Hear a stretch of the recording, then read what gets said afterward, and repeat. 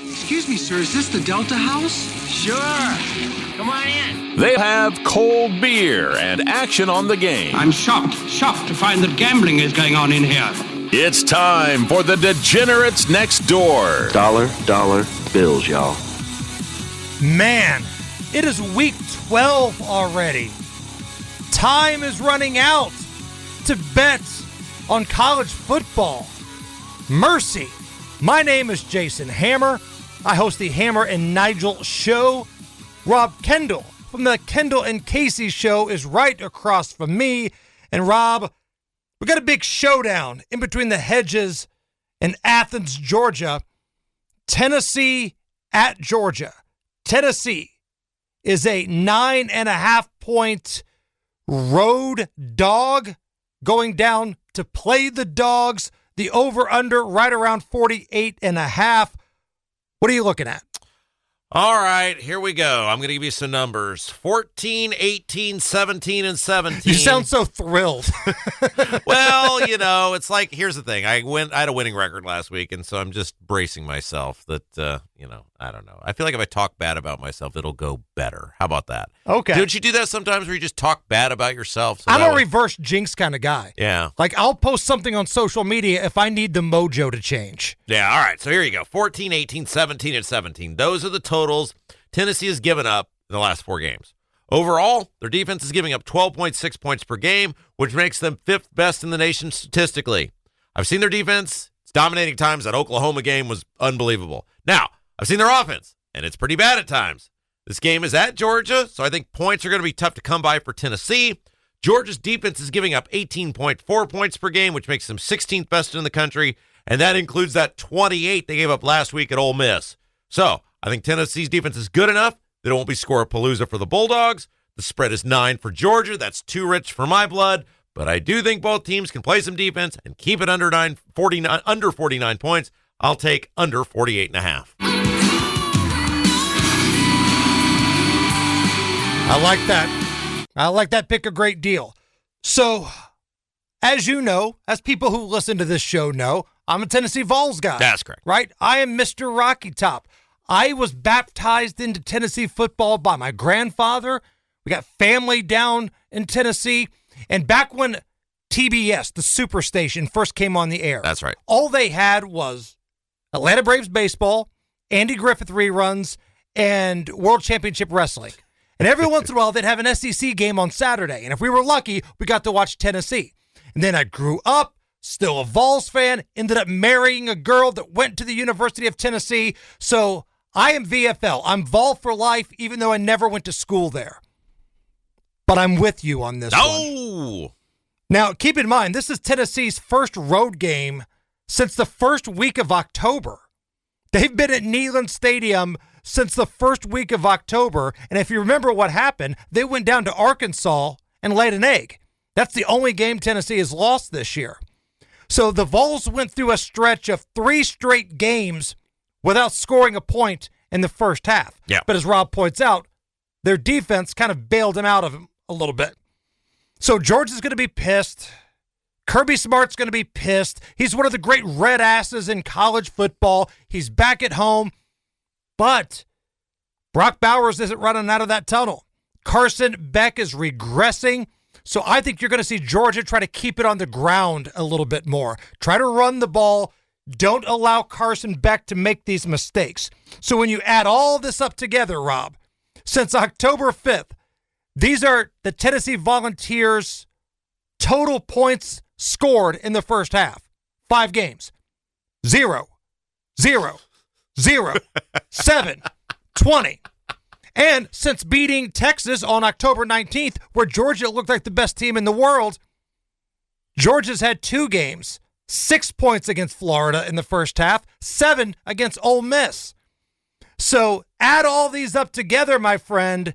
This feels not only like an under, this feels like a first half under. I done told you once, you son of a bitch, I'm the best there's ever been. He played found him out and run. Devil went down to Georgia. He was looking for an under today. Under 24.5 points in the first half. I like that. For Tennessee, and Georgia. Can I have your bet? I like your bet better than mine. I do this every week. Watch it be like 35-34 in the first half. All right, let's see what our professional feels about this big showdown in between the hedges down in Athens. David Stephanoff of followneverfade.com. He is our professional handicapper for college football. So, David, you heard our picks. Rob is going full game under. I've got first half under. What say you? I'm going on a side here, guys. First of all, thank you, Rob. Thank you, Hammer. Congratulations, Rob, on the pick last week on the under in the game, the Georgia game. But this week we're looking at this is a tough game. I know you guys led the under, and everything steers towards them this game. But I like Tennessee in this spot, guys. There's too many points. And my thing of Georgia is Carson Beck. He's a walking turnover. He was great last year. Totally different than he was this year. He puts Georgia in there's too many bad situations to come back from. I think there's too many points there. Give me Tennessee in the points, guys. I love them here this week. Definitely going to sprinkle money line. I don't see a lot of points coming to you guys. It's Tennessee and Georgia. They're both defensive-minded teams. I'm going to take Tennessee plus the points and the money line. Carson Beck, we were talking about this a little bit earlier. It kind of makes you wonder how much Bowers and McConkey covered up last year, because we all agree he was better last year, but also you had Brock Bowers and you had McConkey catching balls. He puts Georgia in too many bad spots to come back from. I mean, there's how many second halves have they been down 10, 12 points and come back? And plus, I just don't like the kid. He don't like Carson Beck. He's got a face you want to punch, guys. I just don't like him. I got it. And this is what I love about this show. $1 million changes people. $1 million changes people. Somebody gets my $1 million, a kid 20 years old, changes people. He maybe not he gets paid and he thinks God gets talent, but hey, I'm on Tennessee here. I love this show when grown-ass old men can sit around, look at the millionaire college kid and say, he's got a punchable face. You ain't getting this on ESPN, baby. You're not getting this anywhere else. David Stephanoff, Follow Never Fade. If somebody wants to sign up for your services, whether it be for football, basketball, or whatever, how can they find you? First, I got to say, you guys, this podcast is blowing up. I've told Hammer this offline. I've mentioned it too. I've got so many people signed up with me through my service just from this podcast, guys. First of all, thank you guys so much. But I'm on Facebook, TikTok, Instagram, YouTube, Twitter, X, whatever they call it for them young kids. I'm everywhere. You can message me directly on all them platforms. I'll get back to you, set you up. College basketball just started. College football is here. So my favorite time of the year. Like I said, you can follow me on all platforms, Facebook, TikTok, Instagram, YouTube, Twitter. Last 2 weeks were great. 2 weeks ago in college football and NFL. Last week we were mediocre. I'll tell the truth. I'm not afraid to hide by my losses because we win way more than we lose at followneverfade.com. But college basketball's here, people. Message me directly, sign up, go to the website, followneverfade.com. If you want to make some real money this year, college basketball's where it's at. Football is wrapping up. When you sign up for my college basketball package right now, guys, you get football free for the rest of the year. All my football picks are free when you sign for college basketball. Again, thank you, Jason. Thank you, Rob. Have a great week, and don't forget to follow Never Fade. All right, so we all have action on Tennessee at Georgia. Rob's got full game under. I've got first half under.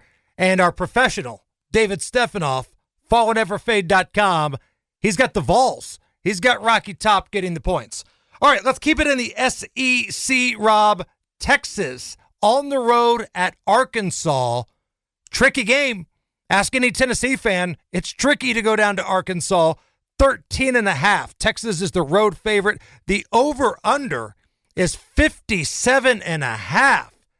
57.5. Now, when you think about Arkansas, the first name that comes to my mind is Bill Clinton, Rob.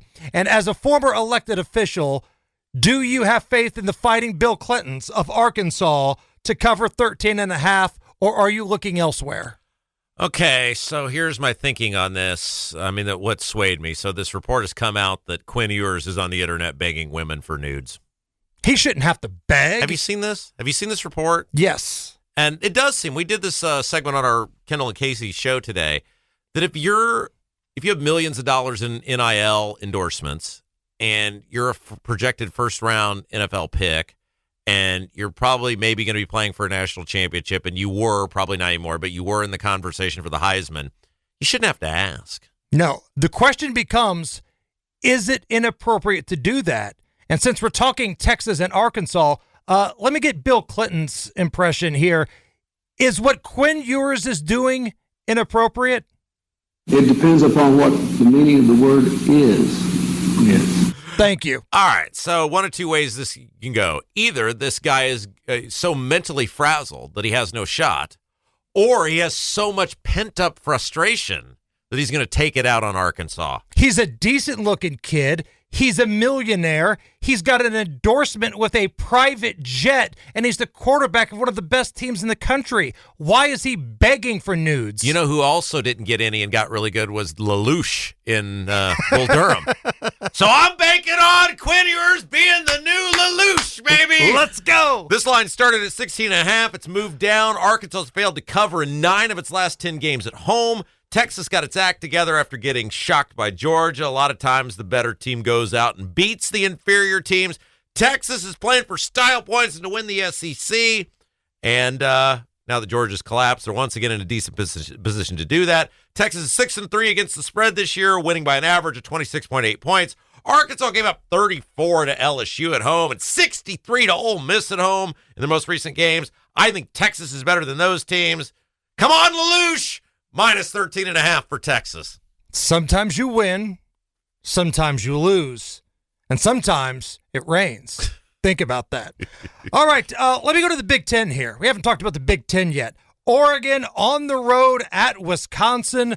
Case could be made that Oregon is without question the best team in America. They've gotten better as the year has gone on. Had a couple hiccups early on, but they survived. They advanced. And since those first 2 weeks, they've been a machine.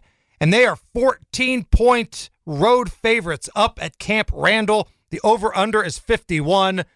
I think it's full speed ahead for the Ducks here.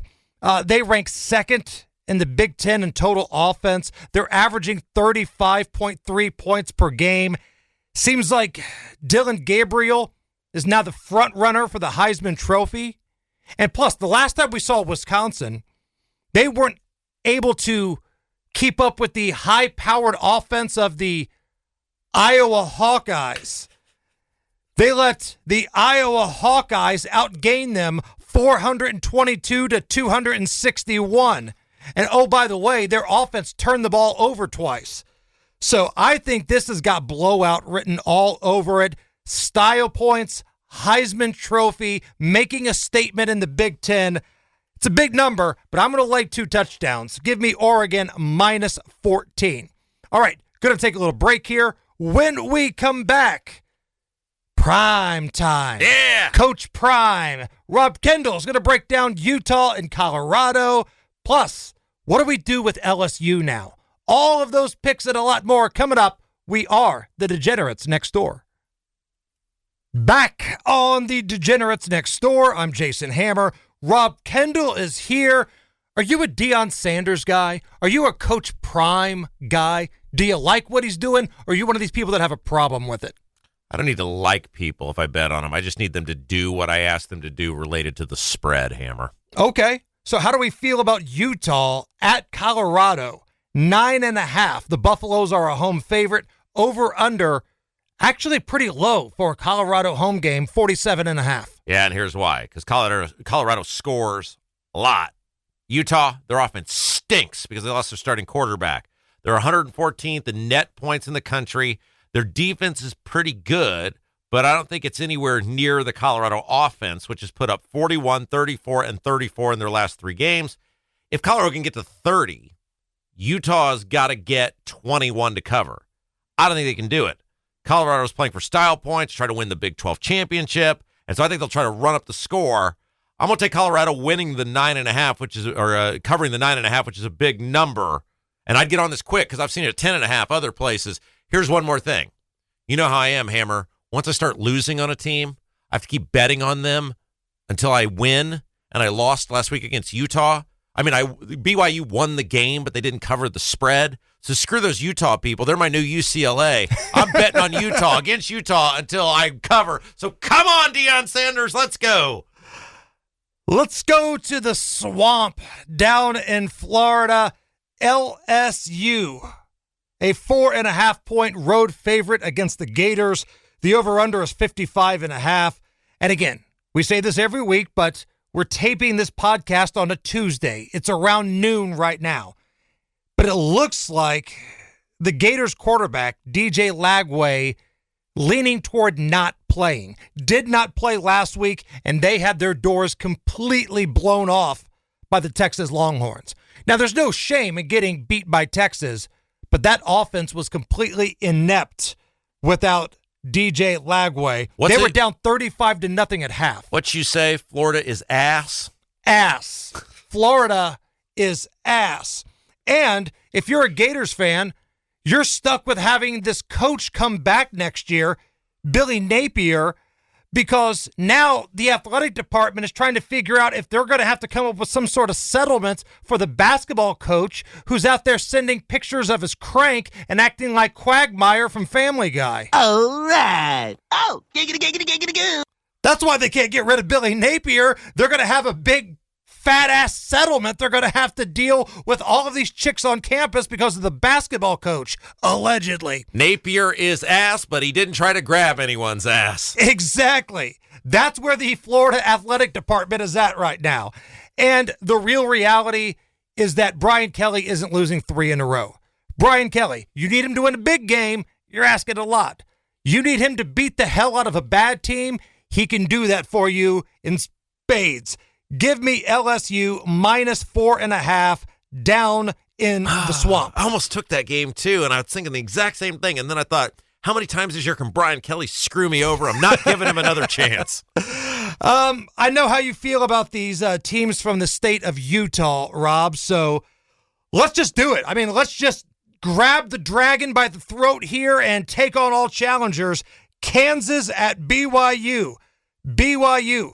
2.5-point favorite, over under 55.5. So BYU won that war with Utah last week, but I didn't cover. Now, this game is not as clear-cut as it seems. Kansas was Stinksville earlier this year, but they're playing better. But BYU is averaging 33.7 points per game, which is 23rd in the nation. Their defense is ranked 20th nationally, giving up 19.8 points per game. And last I checked, 33.7 minus 19.8. Well, public school math tells me that's almost 14.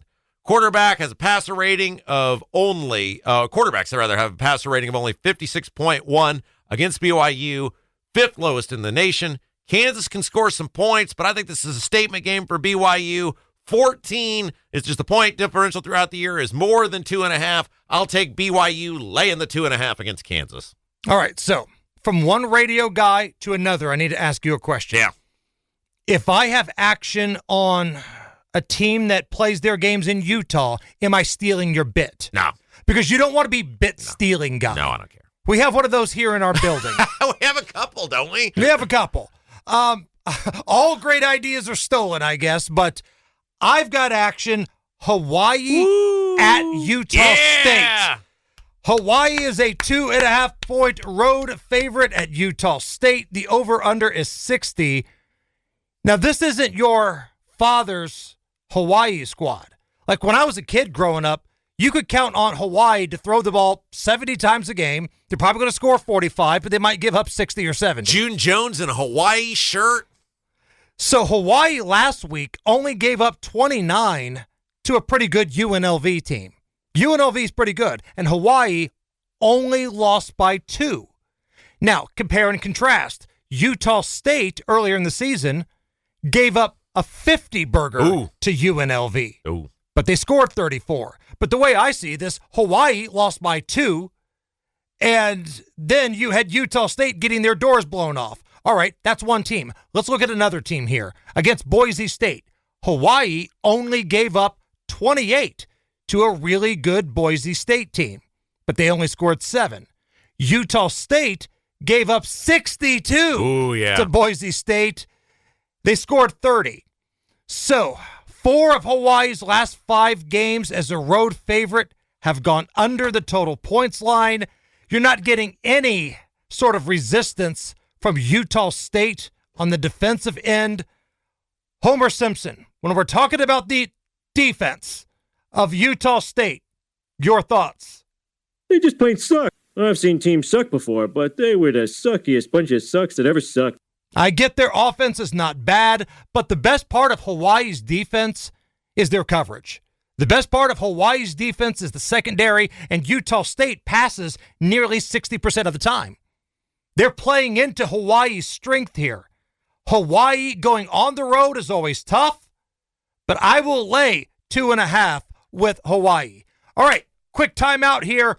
When we come back, we got a few more picks for you. We've got the Degenerate special, and Rob Kendall, he's going to rip off his shirt like Hulk Hogan and get nuts. That is coming up next. We are the Degenerates Next Door. Back on the Degenerates Next Door. And when you think about the great accomplishments in the history of this nation, Rob, George Washington crossing the Delaware, changing the momentum in the Revolutionary War. Yeah. A man landing on the moon, Neil Armstrong putting foot on the moon. These are great accomplishments in American history. And then last week, yes, something happened. Something magical happened. Something that was a long time in the making. You, Rob Kendall, won a bet featuring UCLA. Yeah! Looks like we made it. All season long, you have bet on against UCLA, both sides. And every single time, they would find a way to screw you. Yes. And last week, hell froze over and you won a UCLA bet. That's correct. So you can take your pride and walk away, or you can double down on UCLA at Washington. Washington is a 3.5-point favorite, over under 47.5. What are you going to do? I, too, like to live dangerously. Uh-oh. And, uh-oh. Let's go for it. Yeah! Woo! All right, so here's what happened last week. I took the under in that game against Iowa, and I was so pissed off that I went to bed at halftime, and then I woke up, and it was the end of the third quarter, and I said, oh, crap, neither of these teams have scored. And so I sat there, and I stared, and I lamented, and I texted you, and I did the who's going to screw me now, and how's this going to go to overtime, and what's going to Total happen. reverse jinx stuff. I love it. I'm here for it. And by the time it was all said and done, the under had hit, and we're right back here again this week. So the under is 47.5. Over under is 47.5. I'm making this play off two things: the weather and history. It's going to be in the mid-40s and rainy Friday night at Seattle for this game. By the way, I like to bet on Fridays a lot of times, so I get one of my losses out of the way, so it spares me for Saturday. All right, that's the weather. So in the 40s and rainy is the forecast for Friday night in Seattle. Washington is 2-8 in over-unders this year. UCLA is 3-6.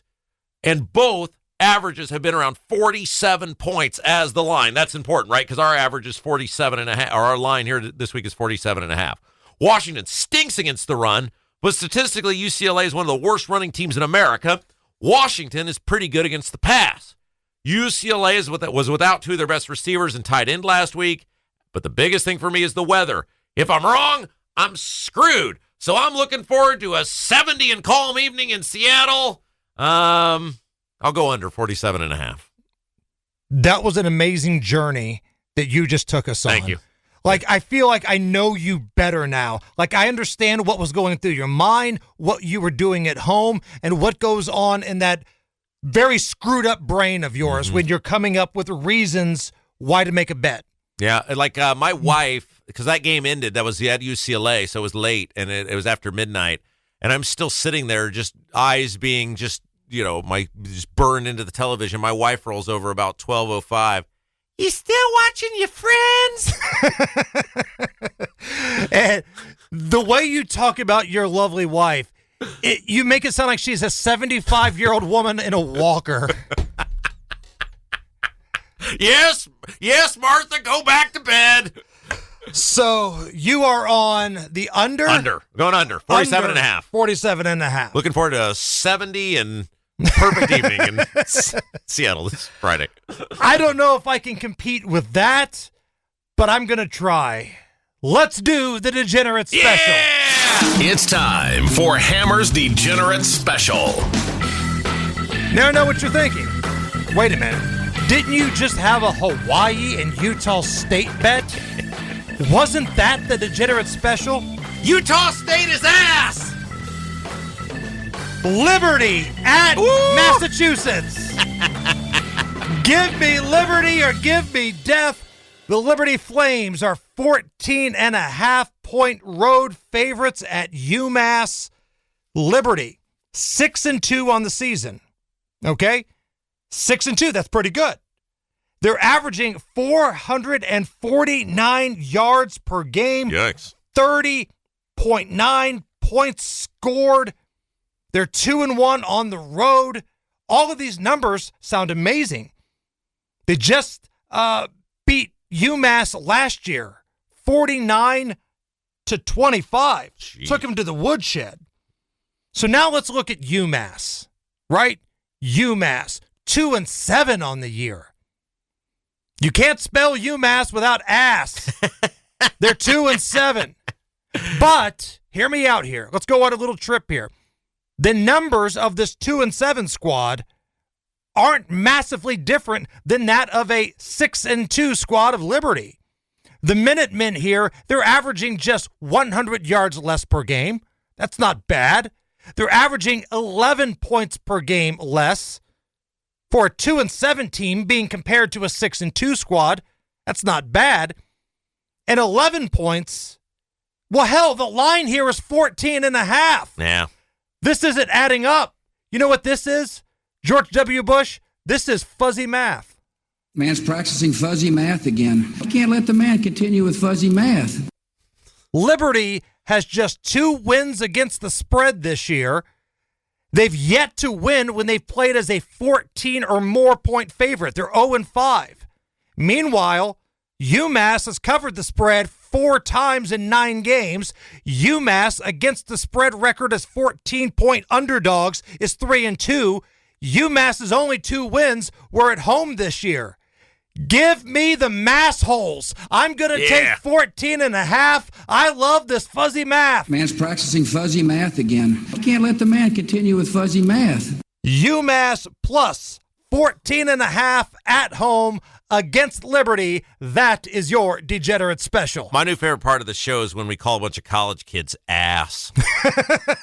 I mean, it's literally in the name. It is. UMass, right? So on behalf of all the Wahlberg brothers, on behalf of all the Affleck brothers, on behalf of Dave Portnoy and honorary masshole Larry Bird, we are going to ride the lightning and take over 2 touchdowns in the Degenerate Special. Now, it's time for something that's got some long odds, but if you really sit down and think about it, it could happen.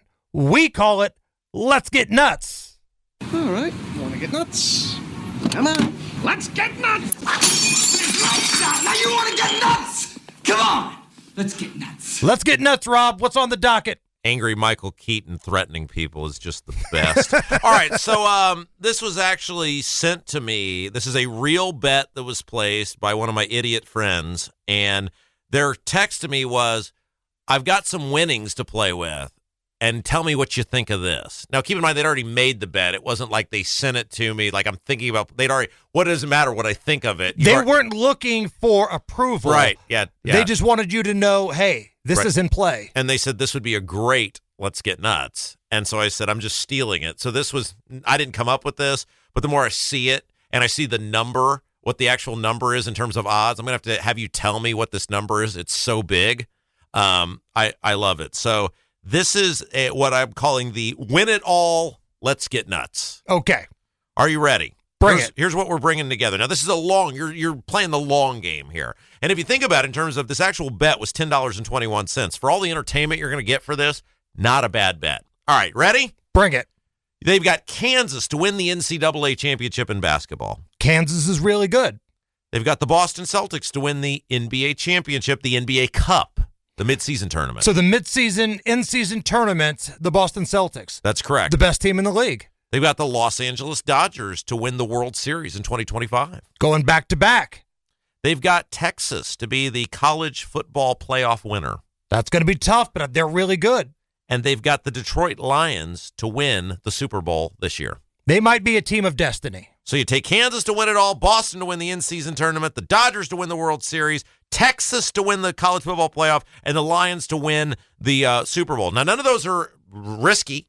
None of those are like, ooh, that's a... None of those picks make you say, oh, my God, you're wasting your money. Right, so that's, you put them all together. Here, I don't even know what this number is. Maybe you can tell me. It's plus 989900.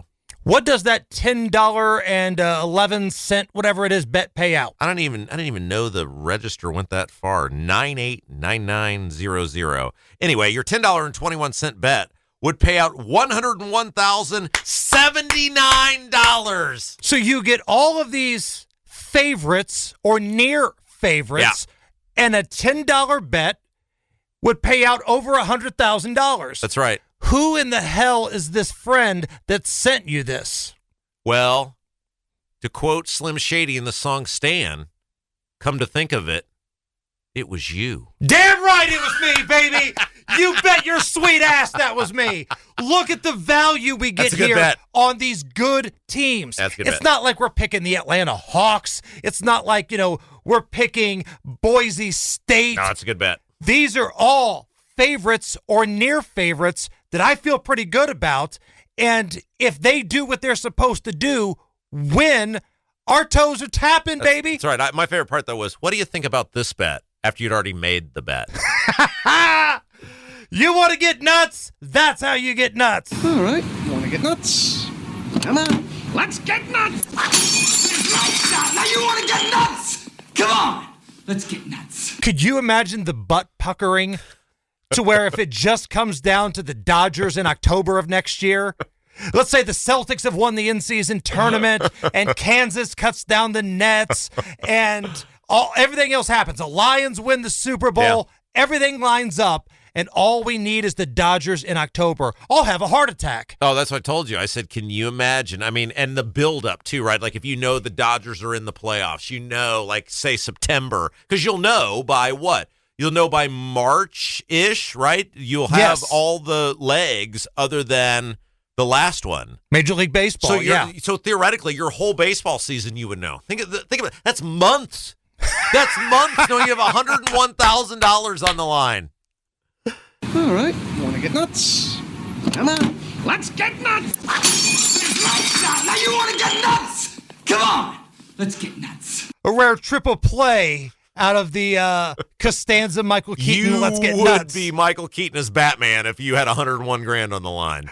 Let's recap the board here. I am on Tennessee and Georgia under 24 points in the first half. I'm going to lay 14 with Oregon. I'm going to lay 4.5 with LSU.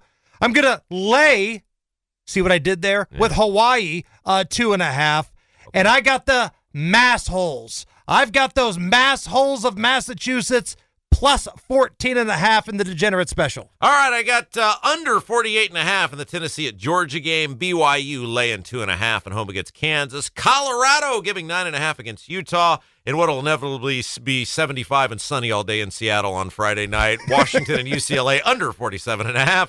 And Quinn Ewers will be asking for nudes from someone in the Arkansas stands, and he'll probably become the new Manti Te'o. That being said, I'm giving Texas laying the 13.5 against Arkansas. I mean, that's bad for dudes. Like, if Quinn Ewers can't get hot ass sent to him, what hope is there for anybody else that is not a quarterback of Texas, that doesn't have a private jet endorsement, that isn't the worst-looking guy in the world? What hope is there for anybody else if he has to beg for nudes? You expect him being able to walk around like Ron Burgundy. Mr. Burgundy, you have a massive erection. Right. Mr. Ewers, you have a massive erection. I'd only wear a robe if I were Quinn Ewers. Yeah, I'd be Ric Flair. Woo! For Rob Kendall, for our professional college football handicapper, David Stephanoff, a follow, never fade. I am Jason Hammer. We will be back on Thursday with the NFL edition. We are the Degenerates Next Door, and as always, may the odds be ever in your favor.